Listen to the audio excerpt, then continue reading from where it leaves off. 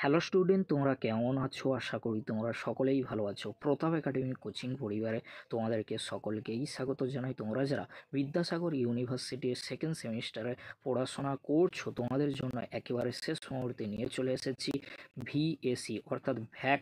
এই যে ভ্যাক 02 পেপারের যে তিনটি সাবজেক্ট রয়েছে, তিনটি সাবজেক্টের মধ্যে আজকের এই ভিডিওতে যে সাবজেক্টটি নিয়ে আলোচনা করব সেটি হলো হিউম্যান রাইটস। এখান থেকে গুরুত্বপূর্ণ প্রশ্ন আজকের এই ভিডিওতে আলোচনা করে দেব, যে প্রশ্নগুলি 2 মার্কস, 5 মার্কস ও 10 মার্কসের জন্য আসতে পারে। চলো বন্ধুরা, বেশি দেরি করব না, আজকের আমরা দেখে নেব ভিএসি 02 পেপারের একটি গুরুত্বপূর্ণ সাবজেক্ট হিউম্যান রাইটস থেকে গুরুত্বপূর্ণ প্রশ্নগুলি 2 মার্কসের জন্য কি করবে। আজকের এই ভিডিওতে 5 আর 10-এর যে প্রশ্নগুলি আমি আলোচনা করে দেবো, এখান থেকেই তোমরা অনেক প্রশ্ন 2 মার্কসের আকারে কমন পেয়ে যাবে, কারণ সেইভাবেই সাজানো। চলো প্রশ্নগুলি আমরা দেখে নিই। 1 নম্বর ইউনিটে রয়েছে হিউম্যান রাইটস। এখান থেকে গুরুত্বপূর্ণ প্রশ্নগুলি তোমরা দেখে নাও। মানবাধিকারের বিভিন্ন প্রজন্ম সম্পর্কে টিকা লেখো। সমাজ ও উন্নয়নে মানবাধিকারের ভূমিকা নিয়ে খসড়া লেখো। মানবাধিকারের সার্বজনীন ঘোষণাপত্র বলতে কী বোঝো, এই প্রস্তাবনাটি আলোচনা করো। বা প্রশ্নটি অনেক সময় ঘুরিয়ে আসতে পারে। এই প্রশ্নটির অর দিয়ে যে প্রশ্নগুলি রয়েছে, ইউডিএইচআর বলতে কী বোঝো, এই প্রস্তাবনাটি লেখো। অর দিয়ে আবার রয়েছে মানবাধিকারের সার্বজনীন ঘোষণাপত্রের মুখবন্ধ সহ 30টি ধারা লিখতে হতে পারে, এমন প্রশ্ন আসতে পারে। দেখো, এই প্রশ্নটি কিন্তু খুবই গুরুত্বপূর্ণ। এই প্রশ্নটি অনেকভাবে আসতে পারে। অর দিয়ে যে প্রশ্নগুলি রয়েছে তোমরা দেখে নাও। মানবাধিকারের সম্পর্কিত বিশ্বজনীন ঘোষণাপত্রের বিভিন্ন ধারায় বর্ণিত অধিকার সংক্ষেপে ব্যাখ্যা করো। এই প্রশ্নগুলি কিন্তু 5 অথবা 10 মার্কসের জন্য অত্যন্ত গুরুত্বপূর্ণ। পরবর্তী প্রশ্ন কি রয়েছে তোমরা দেখে নাও। বিশ্বে মানবাধিকার হিসেবে স্বাধীনতার অধিকার আলোচনা করো। নেক্সট প্রশ্ন কি রয়েছে তোমরা দেখে নাও। স্থিতিশীল বা টেকসই উন্নয়নে 20-30 এজেন্ডা সম্পর্কে আলোচনা করো। উন্নয়ন ও মানবাধিকারের মধ্যে সম্পর্ক লেখো।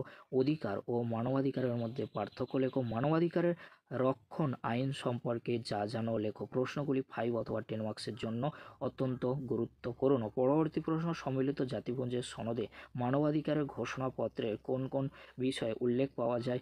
রাষ্ট্রসংঘের মানবাধিকারের পদ্ধতিগুলি লেখো। ঐতিহাসিক প্রেক্ষাপটে মানবাধিকার আলোচনা করো।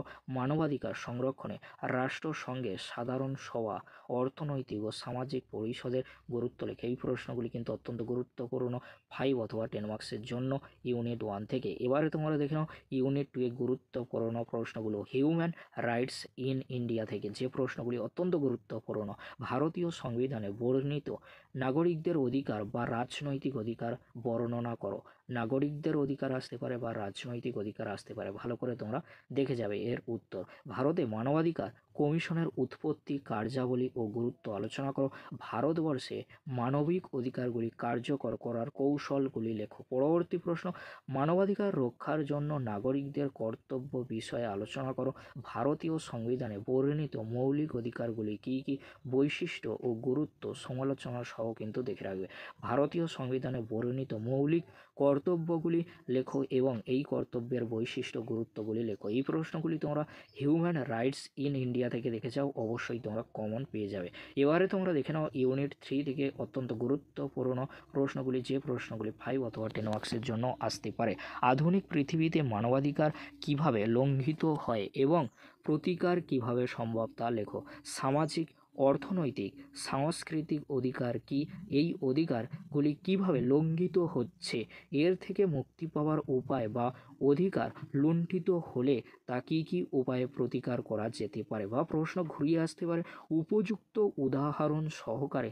মানবাধিকারের অংশ হিসেবে সাংস্কৃতিক আসতে পারে, কিংবা সামাজিক আসতে পারে, কিংবা তোমাদেরকে বলে রাখি অর্থনৈতিক আসতে পারে। সেই অধিকারগুলি সম্পর্কে তোমাদেরকে ভালোভাবে পড়ে রাখতেই হবে। এবারে তোমরা দেখে নাও ইউনিট 4 থেকে অত্যন্ত গুরুত্বপূর্ণ 5 মার্কস ও 10 মার্কসের মাত্র কয়েকটি প্রশ্ন, যে প্রশ্নগুলি অত্যন্ত গুরুত্বপূর্ণ রয়েছে। প্রশ্নগুলি তোমরা দেখে নাও। শিশু শ্রম কি, শিশু শ্রম আইন কি, শিশু শ্রম থেকে কিভাবে মুক্তি পাওয়া যাবে বা প্রতিকারগুলি লেখো। শিশু শ্রমের কারণগুলি লেখো।